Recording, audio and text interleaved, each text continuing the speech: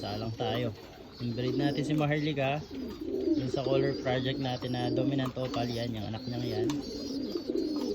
And then next natin siya dito sa anak niya rin na indigo.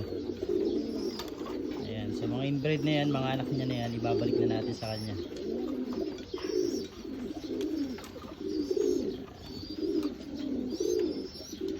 Para magkaroon tayo ng 75% Maharlika or John Arden line. Possible din makapagpalabas na tayo ng mga dominant opal tsaka indigo na kasing kulay ng mata ni Maharlika. Ayan, kaparehas halos. Ayan, sana makapagpalabas tayo bago tayo lumipat ng alo.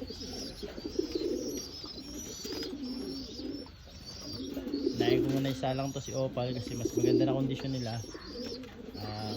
Kaka-cleansing lang natin sa kanila eh.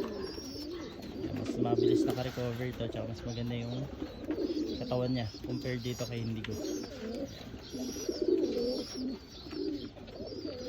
Ayan, pumaparas na rin yan. After niya dyan kay opal, sasalang natin yan. Tigisang clutch muna sila.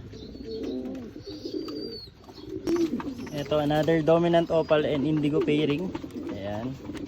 So, ang goal natin mapalabas dito is dominant opal indigo na gimpel, dominant opal na gold tsaka bronze gimpel, tsaka indigo na gold tsaka bronze gimpel din. Ayan. So, nakasalalay dito sa dalawang to yung project natin na yun. Kasi ito, nagkikerry ng gold gimpel to, at the same time opal gimpel na siya, na bronze gimpel. So, siya yung magpapasa ng gin. And then ito naman is indigo T-check na anak naman ni Maharlika na ano rin to, tawag dito, rectang anak din ni Maharlika. So sila na yung bahala dyan. Ito apo ni Maharlika at saka anak ni Maharlika. So hopefully dire-diretsong salang mapalabas natin yung mga goal natin na mapalabas dito sa mga to. Ayan. So another dominant opal and indigo project.